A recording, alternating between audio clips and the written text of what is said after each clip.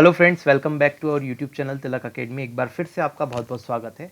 आज हम बात करेंगे 28 जुलाई का जो पेपर हुआ था 2017 का 3 PM वाली शिफ्ट का। इसके सारे इंग्लिश के क्वेश्चन की हम लोग बात करेंगे। ठीक है, जेल प्रेरी का पेपर है, तो जैसा कि आपको पता है कि हम क्वेश्चन सीरीज़ को डिस्कस कर रहे हैं, पेपर सीरीज़ का डिस्कशन है हमारा।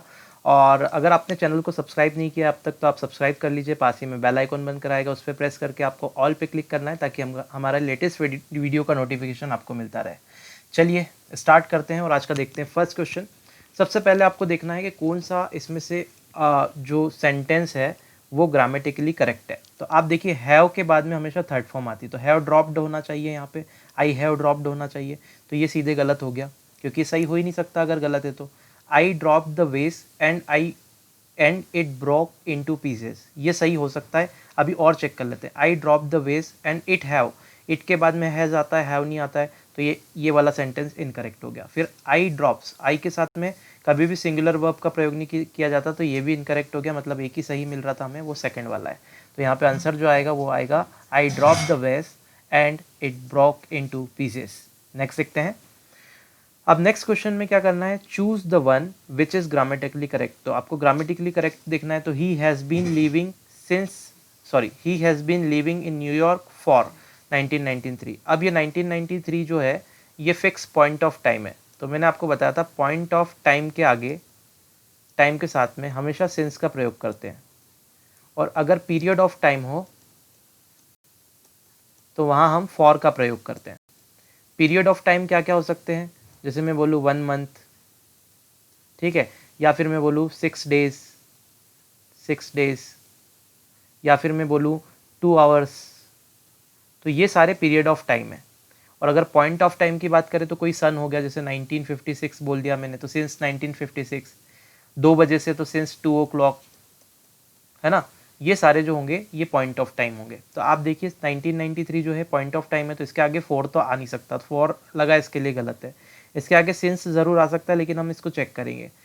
फ्रॉम 1993 ये भी स्ट्रक्चर गलत है। अब देखो ही हैव बीन, यहाँ से आप चेक करना शुरू करो, तो ही हैव बीन, ही के साथ कभी हैव आता है क्या, नहीं, हैज़ आता है, तो ये सेंटेंस गलत हो गया। ऐसे ही यहाँ पे ही के साथ में हैज़ बीन लिविंग तो लिखा हुआ है, लेकिन फॉर लगा दिया, इस वजह से ये वाला सेंटेंस फॉर की वजह से गलत हो गया। He has been living in New York since 1993, ये बिल्कुल करेक्ट स्ट्रक्चर है। फिर ही के साथ हैव लगाया तो ये भी गलत हो गया, मतलब करेक्टली क्या आया, सेकंड वाला आपका आंसर करेक्ट है। ऐसे आपको निकालना है, ठीक है, आपको चेक करते रहना ऑप्शन को देख के।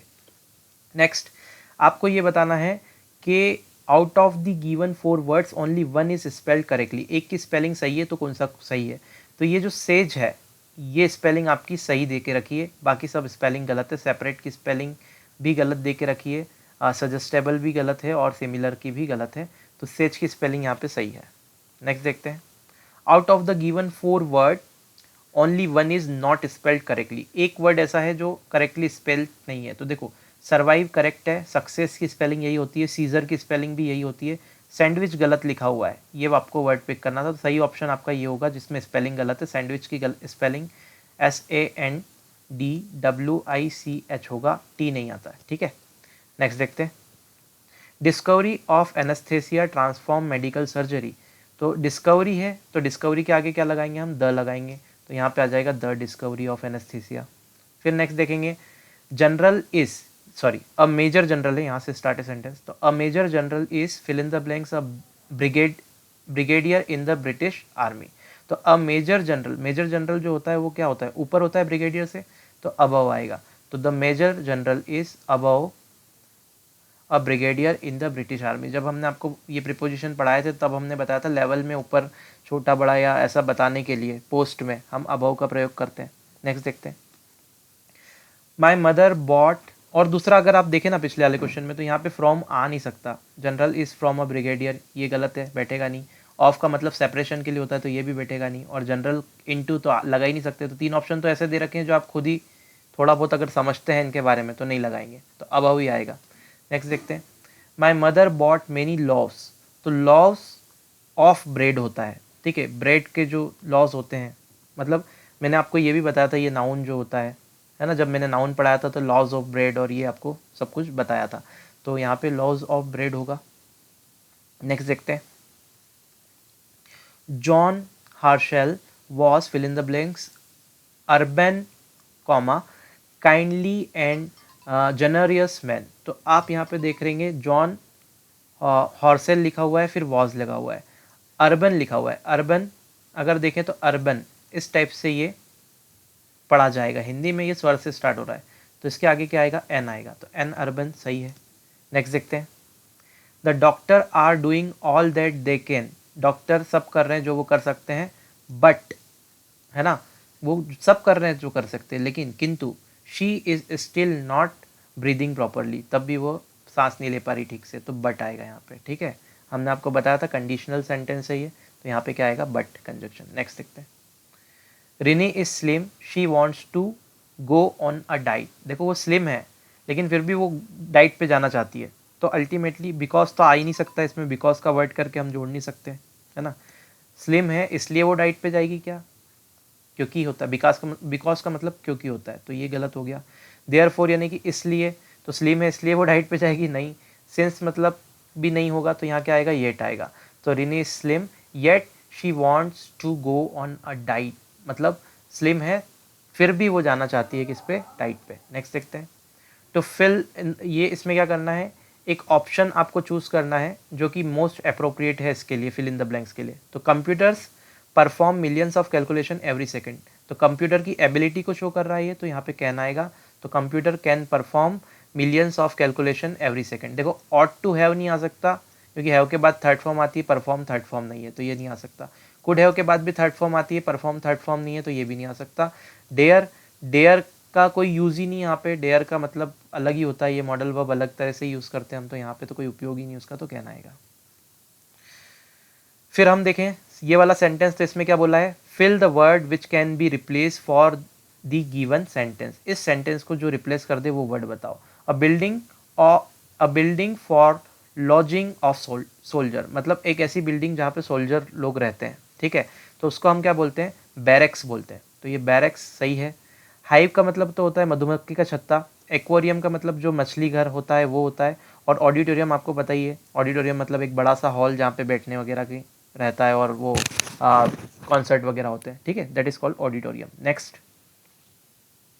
अ life history of a person written by somebody else. अब देखो एक लाइफ हिस्ट्री पूछी है किसी पर्सन की जो किसी और के द्वारा लिखी गई हो, तो इसको हम बोलते हैं बायोग्राफी। ठीक है, बायोग्राफी मतलब कि जीवन में जो जो घटनाएं हुई है उसकी लाइफ स्टोरी रहती है पूरी, दूसरा बंदा कोई लिखता है, दैट इज कॉल्ड बायोग्राफी। खुद अगर लिख रहा है तो ऑटोबायोग्राफी हो जाएगा, लेकिन यहाँ पे बायोग्राफी सही है, दूसरे के लिए बोल रहा है क्योंकि दूसरा लिख रहा है। नेक्स्ट देखते हैं, यहाँ पे आपको एरर बताना है कि कौन से सेंटेंस में एरर है, 4 सेंटेंस आपको गिवन है। तो देखिए अगर हम पढ़ें यहाँ पे ध्यान से, तो फर्स्ट सेंटेंस है, क्या दे रखा है, नन ऑफ, यहाँ से स्टार्ट है, तो none of us are going to the marriage party, हमने से कोई भी मैरिज पार्टी में नहीं जा रहा है। आरंट वी, तो यहाँ आरंट वी नहीं आना चाहिए, आरंट वी की जगह क्या आएगा, आर वी। ये क्वेश्चन पूछ रहा है ना, क्या हम जा रहे हैं, मतलब इस तरह से पूछेगा, कोई भी हम में से नहीं जा रहा है मैरिज पार्टी में, क्या हम जा रहे हैं, ऐसा, तो आर वी आएगा, आरंट वी नहीं आएगा, तो अल्टीमेटली ये सी वाले में गलती है, तो ये सी वाला सही आएगा यहाँ पे ऑप्शन। नेक्स्ट देखते हैं, the Pacific ocean is deeper than Arctic ocean. अब यहाँ पे गलती आपको ढूंढना है, तो ये सी वाले में वापस से गलती है क्योंकि आर्कटिक के आगे द लगा होना चाहिए, क्योंकि ये भी ओशियन है, इसने क्या बिगाड़ा है ना। तो the Pacific ocean is deeper than the Arctic ocean, ठीक है, तो यहाँ पे आपके पास में सी वाले में गलती है, तो ये सी वाला करेक्ट है, फोर्थ सी वाले में मिस्टेक है ना।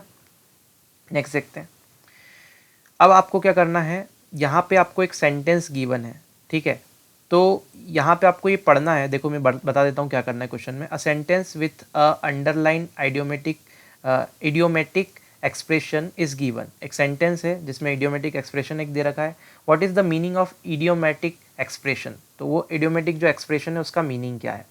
जैसे कि यहाँ पे लिखा हुआ है, यहाँ से स्टार्ट हो रहा है, goes without saying in the sentence given below, it goes without saying that you will improve your skill with practice। ठीक है, तो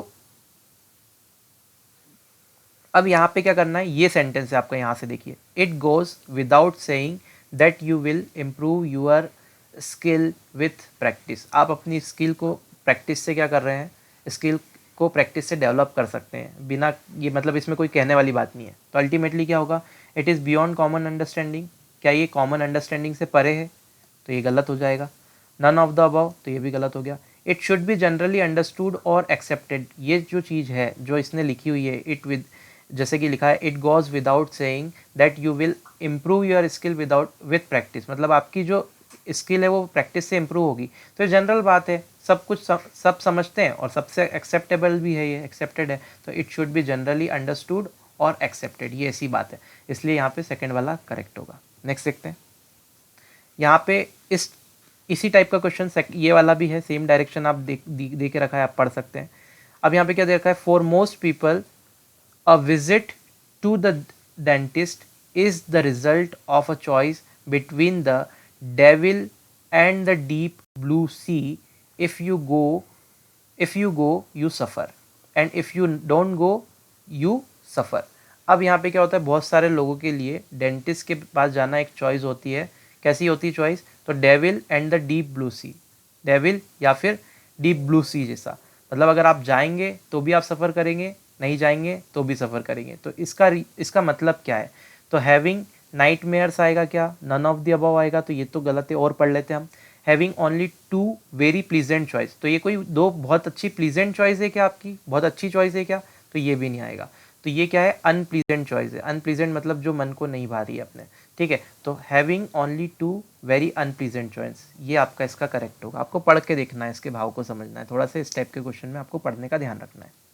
नेक्स्ट देखते हैं, अब यहाँ पे क्या बोला है, एक सेंटेंस है ना, जैसे कि यहाँ से स्टार्ट हो रहा है सेंटेंस, थोड़ा सा लिखने में गड़बड़ हुई है, अगली बार से मैं ये वर्ड्स को बिल्कुल अलग से लिखेंगे हम लोग पीडीएफ में, ताकि प्रॉब्लम नहीं आए। The company deceived customers by selling old computers as new ones.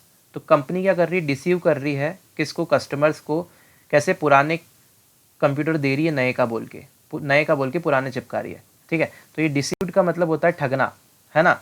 तो इसका आपको क्या बताना है, इसका आपको सिमिलर वर्ड बताना है, सिमिलर मीनिंग, तो आप देखेंगे चीटेड होगा, चीट करना, ठीक है। नेक्स्ट देखते हैं,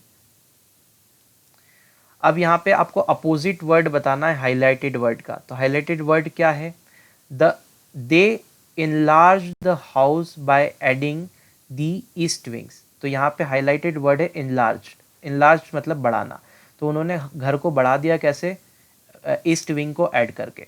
तो बढ़ाया है मतलब बढ़ाया है, तो उसको क्या करना है, उसका अपोजिट वर्ड ढूंढना है, तो अपोजिट क्या होगा, रिड्यूस्ड होगा, तो यहाँ reduced will be right answer. Next देखते हैं, अब इसमें क्या करना है, इसमें आपको देखना है, one by one the old building in the city have been demolished and replaced with modern tower blocks. तो वन बाय वन क्या हो रही है, जो पुरानी बिल्डिंग है वो ख़त्म की जा रही है और रिप्लेस किया जा रहा है उनको मॉडर्न टावर ब्लॉक से।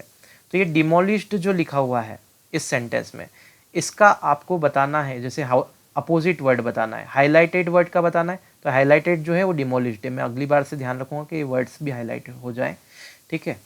तो इसका आपको डिमोलिश्ड का क्या बताना है, अपोजिट वर्ड बताना है। तो आप देखेंगे डिमोलिश्ड यानी कि क्या होता है, किसी चीज़ को ख़त्म करना, है ना। तो उसका अपोजिट क्या होगा, उसको कंस्ट्रक्ट करना किसी चीज़ को, तो यहाँ कंस्ट्रक्टेड आएगा।